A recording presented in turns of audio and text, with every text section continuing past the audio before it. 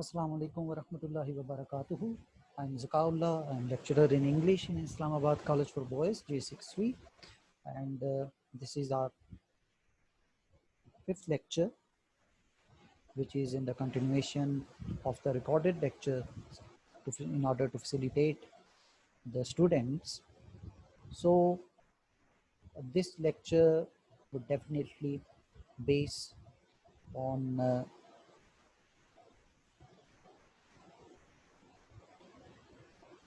pronoun and its kinds. So we are going to discuss them. What is a pronoun and what are its kinds, one by one.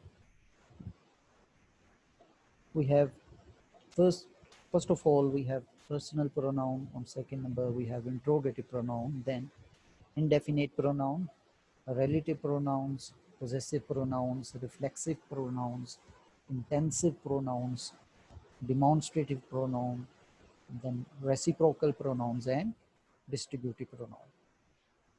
So what is a pronoun? A pronoun is a word that takes place of a noun or a group of noun.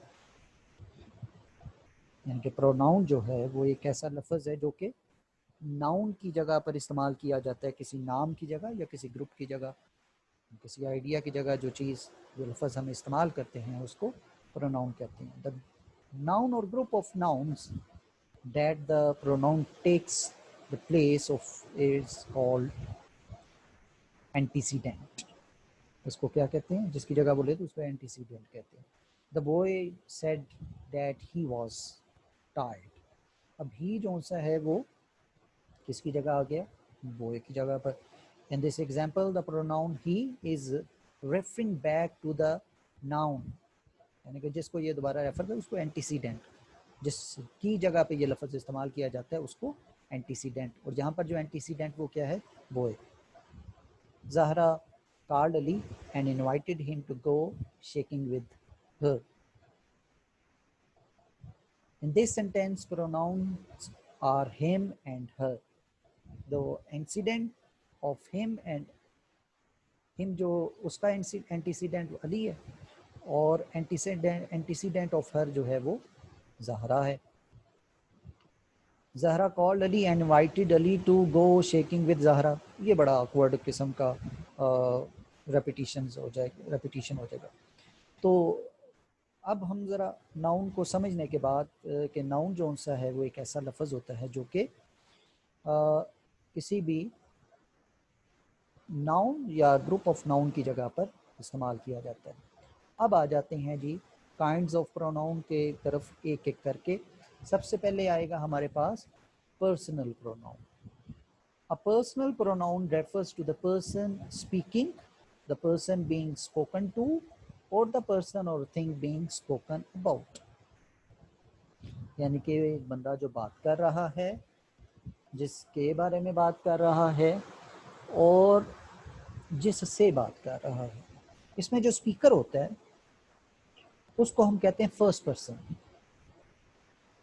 ये आगे हम ज़रा detail की तरफ जा रहे हैं.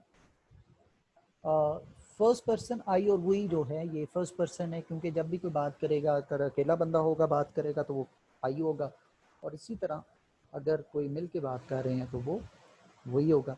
तो आई और वी जो से हैं ये फर्स्ट पर्सन. उसके बाद यू जो है ये सेकंड पर्सन है, क्योंकि यू अगर एक बंदा है तो वो भी यू है और ज़्यादा बंदे के लिए भी यू इस्तेमाल किया जाता है. लिसनर जो है वो सेकंड पर्सन होता है.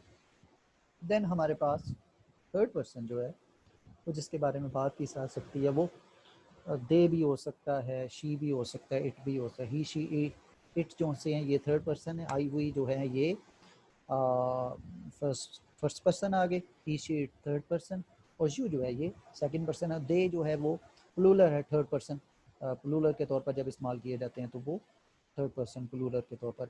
और ये सब्जेक्टिव प्रोनाउन है, यानी कि सब्जेक्टिव केस है. इसी में आगे ऑब्जेक्टिव केस है, यानी कि ऑब्जेक्टिव प्रोनाउन जिसको हम कह रहे हैं. जब कोई यानी कि नॉमिनेटिव की जगह बल्कि एक्यूजेटिव केस के तौर पर जिसको हम इस्तेमाल करते हैं। Accusative mean objective case, a pronoun that acts as an object in the sentence, जिस तरह him, her, it, me, us, you, them, ये वगैरह, ये सारे के सारे एक्यूजेटिव केस यानी कि ऑब्जेक्टिव केस है। The faster runner on the track team is she. She यहाँ पर क्या है, सब्जेक्ट कम्प्लीमेंट है प्रोनाउन है लेकिन सब्जेक्ट कम्प्लीमेंट। तो सब्जेक्ट कम्प्लीमेंट क्या होता है? Subject complement is a noun or pronoun that refers back to subject of the verb and gives more information about subject of the verb. यानी कि वो जो सब्जेक्ट को रेफर करता है, कोई भी एक्शन जो है वो सब्जेक्ट की तरफ जो रेफर करता है उसको सब्जेक्ट कम्प्लीमेंट कहते हैं। When a pronoun is used as a subject complement it should be used as a subjective case, यानी कि उसको आई की जगह पे इस्तेमाल किया जाएगा। मी जो सा है वो ज़्यादा refers to I, me, we and us. फिर उसकी तरह जो सेकंड पर्सन है वो यू को रेफर करता है। You refers to the person or thing being spoken about.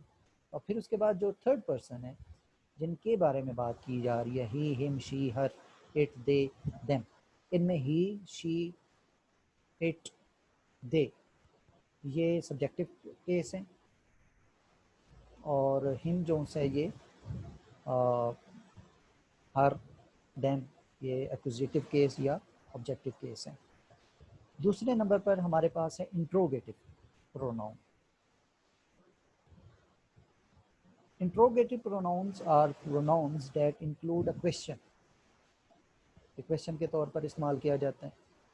Who is at the door, what is in the basket, which is the best movie, whom do you want to meet।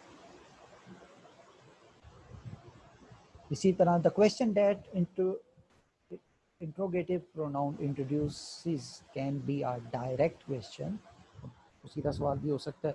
In this case the sentence will and with the question mark, और जाहिर बात question कोई भी question sentence जो होता है उसमें वो क्वेश्चन मार्क उसके एंड पे होता है इंट्रोगेटिव सेंटेंस में। And also it can be an indirect question, what do you know about pronoun and it's kind. Fatma asked Khalid what he knew about pronoun and its kind।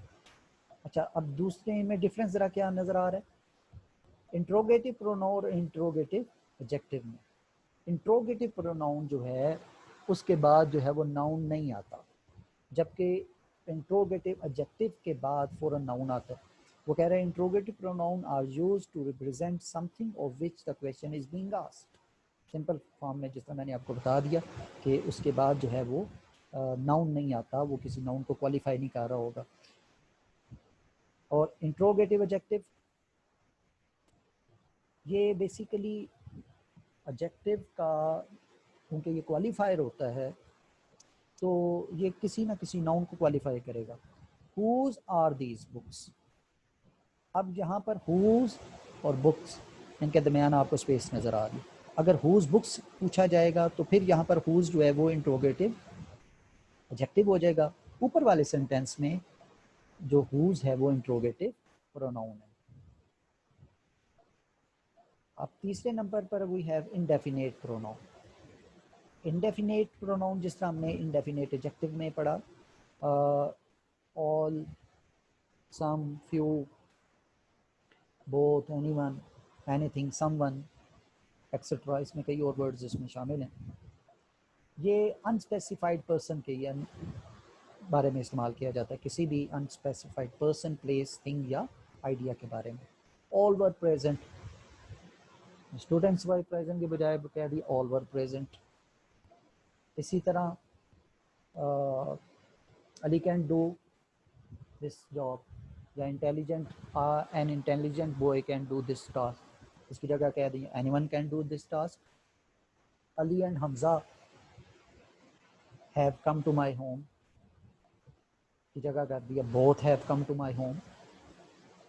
तो ये दोबारा मैं बता दूं, अनस्पेसिफाइड पर्सन या things या ideas को जो है वो प्लेसेस या आइडियाज़ को मार्क करता है।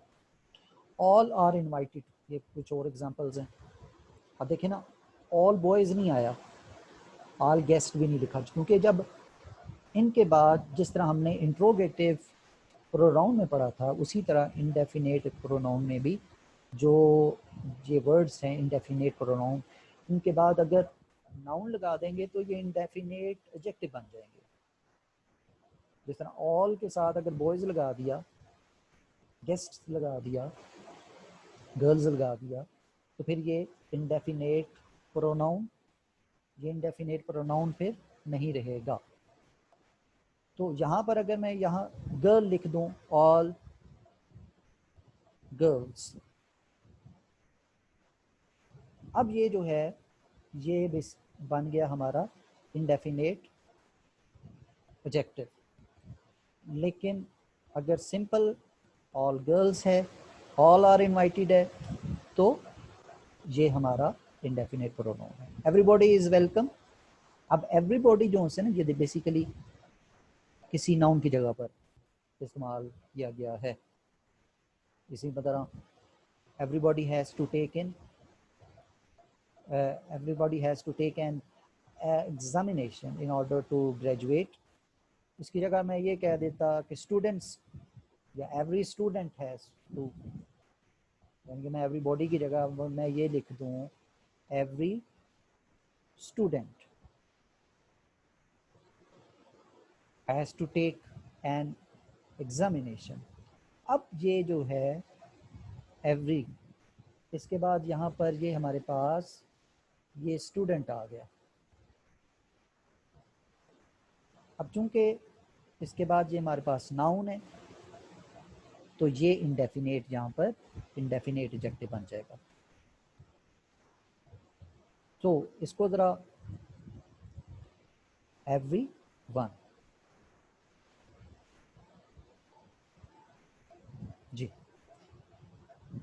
इसी तरह all of the seniors were excited about graduation, all of the senior. अब देखें सीनियर्स, ऑल सीनियर्स अगर होता तो ये एडजेक्टिव बन जाना था, लेकिन यहाँ पर ऑल और सीनियर्स के दरमियान क्योंकि स्पेस है, उसमें एक प्रेपोजिशन, एक आर्टिकल आ गया, तो इस वजह से ये हमारा इंडेफिनेट प्रोनाउन हो गया। आगे हमारे पास आ गया रिलेटिव प्रोनाउन। जी बच्चों, relative pronoun basically a relative pronoun is used to introduce a subordinate clause. ये सबऑर्डिनेट क्लॉज और इंडिपेंडेंट क्लॉज क्या होता है, में फ़र्क क्या है। एक सेंटेंस जिस तरह लिखा जाए, आई bought a book which is very interesting, उसमें आई बॉट अ बुक जो है वो इंडेफिनेट, वो इंडिपेंडेंट क्लॉज है। विच इज़ वेरी इंटरेस्टिंग में जो विच है वो रिलेटिव प्रोनाउन के तौर पर इस्तेमाल हो सकता है, और वो सबऑर्डिनेट क्लॉज है क्योंकि वो डिपेंड कर रहा है उसको। विच इज़ वेरी इंटरेस्टिंग जो है उसको समझने के लिए हमने पिछली इंफॉर्मेशन देखनी पड़ेगी, इसलिए विच इज़ वेरी इंटरेस्टिंग जो है वो सबऑर्डिनेट क्लॉज है, या डिपेंडेंट क्लॉज भी उसको कहा जाता है। ओके, क्लॉज क्या होता है जी, ये भी ज़रा हम साथ साथ पढ़ लें।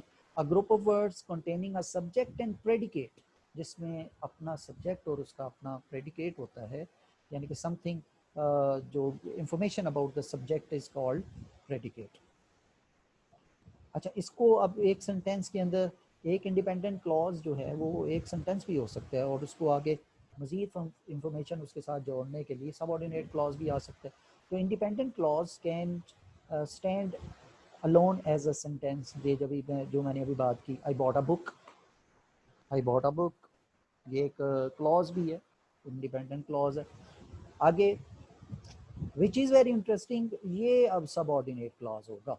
Subordinate clause can not stand alone. Which is very interesting को देखना पड़ेगा ये किसकी बात की जा रही है, कोई किताब है, कोई मूवी है, कोई गेम है, क्या चीज़ है। तो a subordinate clause cannot stand alone as a sentence, it's attached to independent clause।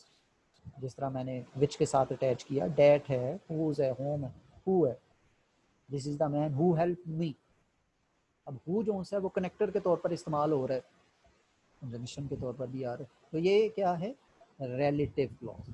यही who, whom, which, इनके बाद अगर जाके क्वेश्चन मार्क आ जाए, अगर वहाँ पर क्वेश्चन मार्क आ जाए सेंटेंस में, यानी कि ये फ़िक्रे के शुरू में आ जाए और इनके बाद जो है वो क्वेश्चन मार्क हो, sorry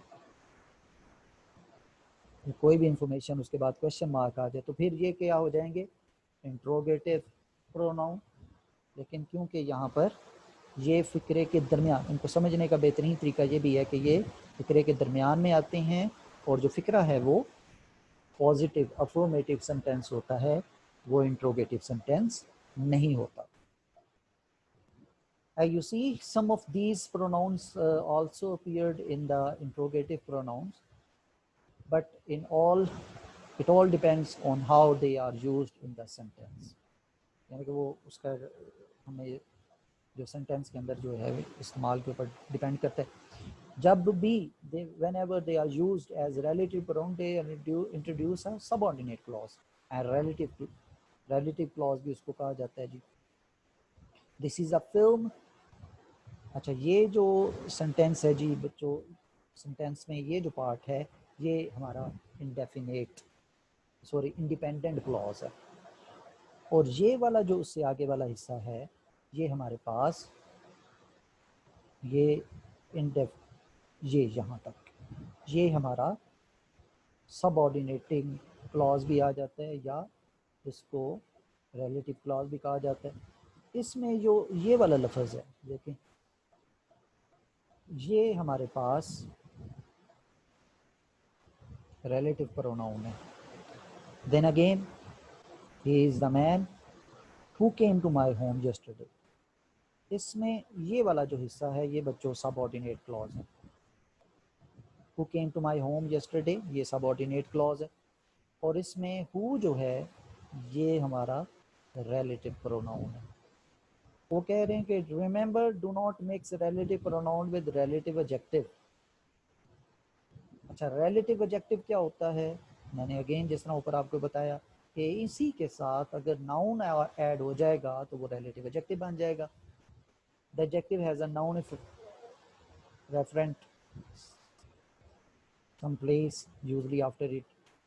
There is only two relative adjectives, which and what, क्योंकि इनके बाद नाउन आता है ना जी, which pen, what color। who के बाद जो है वो नाउन नहीं आ सकता, सिर्फ ये दो, which और एक which है और दूसरा what है, क्योंकि इनके बाद यानी कि which के बाद आप लगा सकते हैं which book। अब ये इसलिए वजह से ये रिलेटिव एडजेक्टिव भी है। He didn't tell me what he was going to wear। अच्छा, what he was going to wear जो है ये हमारे पास सबऑर्डिनेट क्लॉज आ गया, और इसमें what जो है वो अकेला जो what जो है वो रिलेटिव कंजंक्शन आ गया।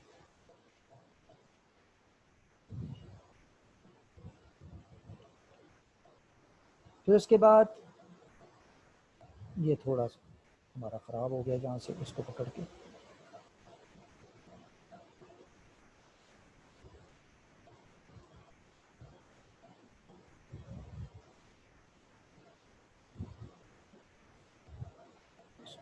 यहाँ पर अब ज़रा ठीक हो। He didn't tell me what suit he was going to wear। अब देखें ना जी, यहाँ पे what के बाद कोई नाउन नहीं है, लेकिन जहाँ पे what के बाद नाउन है तो ये हमारा रिलेटिव एडजेक्टिव हो गया। नंबर 5 पे हमारे पास है जी पोजेसिव प्रोनाउन। अच्छा, पोजेसिव एडजेक्टिव हमने डिस्कस किए थे पहले लेक्चर में। यहाँ पर समझने की ज़रूरत है कि अगर तो ये his her hers its mine ours yours theirs ये हैं हमारे सिर्फ पोजेसिव प्रोनाउन, क्योंकि ये सेंटेंस में ज़रा मैं थोड़ा सा आपको क्लियर कर दूँ। दिस इज़ माई कार, ये देखें ना जी, अब कार यहाँ पे नाउन है और माई जो है वो एडजेक्टिव है। कौन सा? Possessive adjective. इसकी जगह अगर ये कहा जाए दिस कार इज़ माइन, ये अब बन गया possessive pronoun. इसी तरह I didn't have my book, so Ali lent me his book. अच्छा, इसकी जगह ये देखें अब his यहाँ पर एडजेक्टिव है और बुक क्योंकि उसके बाद नाउन आ रहा है, ये पोजेसिव एडजेक्टिव बन गया। लेकिन यहाँ देखें इसके बाद नाउन, इस हिज के बाद नाउन नहीं है, ये हमारा पोजेसिव प्रोनाउन हो गया। सो दोबारा बच्चों ये बात ज़हन में रखें कि पोजेसिव प्रोनाउन ये हैं, ये वाले पोजेसिव प्रोनाउन जो हैं इनके बाद कोई नाउन नहीं लगता। Whereas my, your, our, their, her, इनके बाद जो है वो नाउन लगता है, इसलिए उनको पोजेसिव एडजेक्टिव कहा जाता है। फिर उसके बाद आ जाते हैं हमारे पास reflexive pronoun. Reflexive pronouns are the pronouns that are used to show that the subject of sentence is receiving the action of the verb, यानी कि सब्जेक्ट ही जो है वो उसी के ऊपर रिफ्लेक्ट होके आ रहा है, एक्शन उसी के ऊपर बाउंस बैक कर रहा है, इसलिए उसको रिफ्लेक्सिव प्रोनाउन कहते हैं। ही एंजॉयड हिमसेल्फ, इसमें सब्जेक्ट और ऑब्जेक्ट दोनों सेम होते हैं इसलिए इसको रिफ्लेक्सिव ऑब्जेक्ट भी कहते हैं। हाँ, intensive, she can handle the situation herself. जो इंटेंसिव है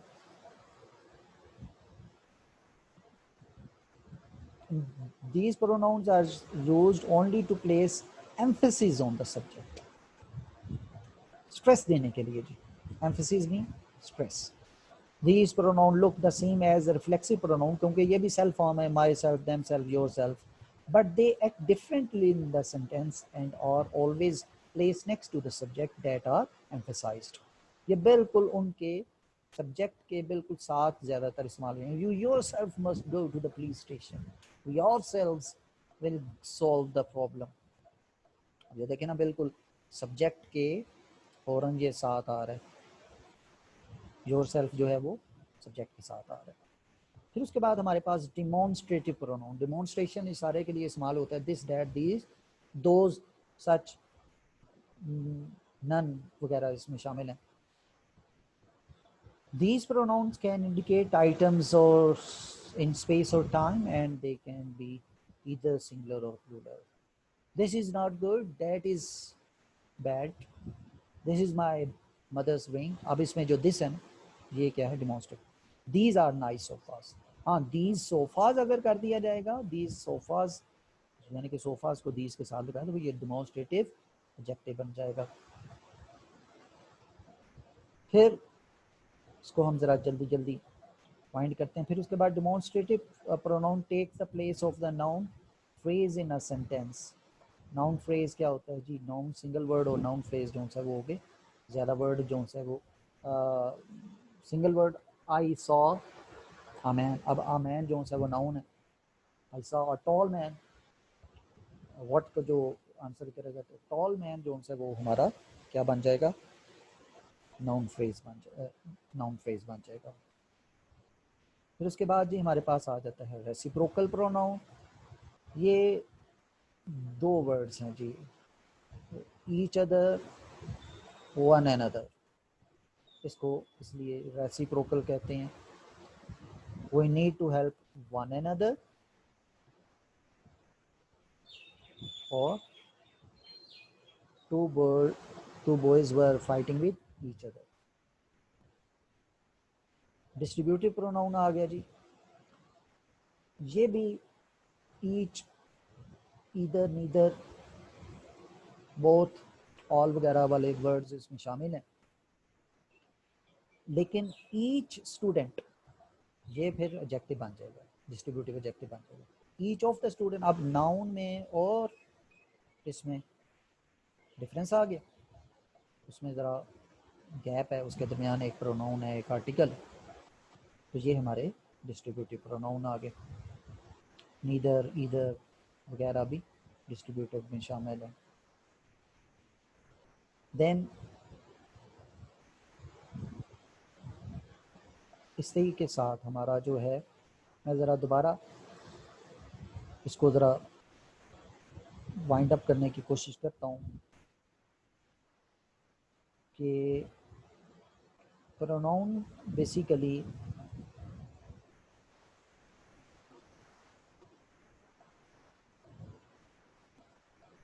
नाउन की जगह पर इस्तेमाल होते हैं जी, और इनकी मुख्तलिफ टाइप्स को हमने वन बाय वन जो है वो फाइंड अप किया।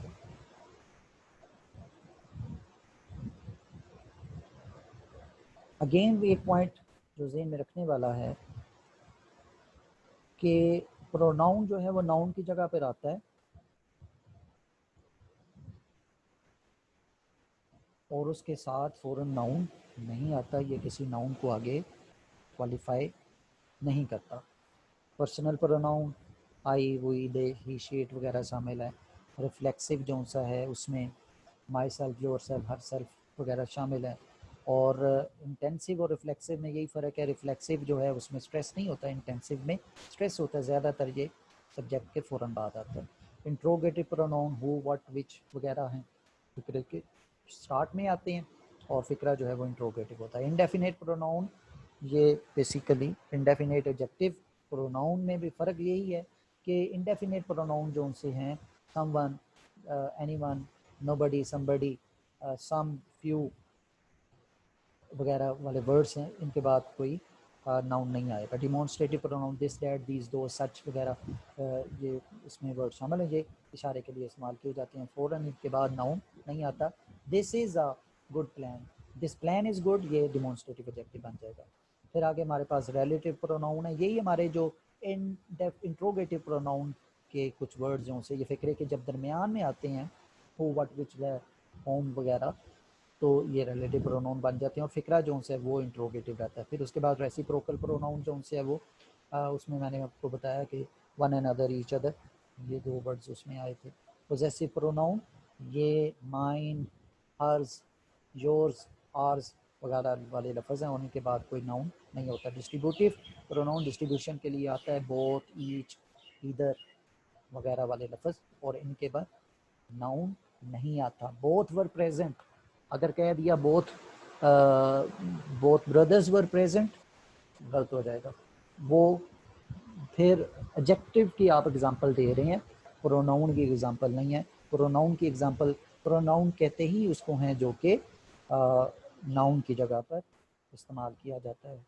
उम्मीद है कि आप इस लेक्चर को सुन के तो आराम से जो प्रोनाउन है उसको आप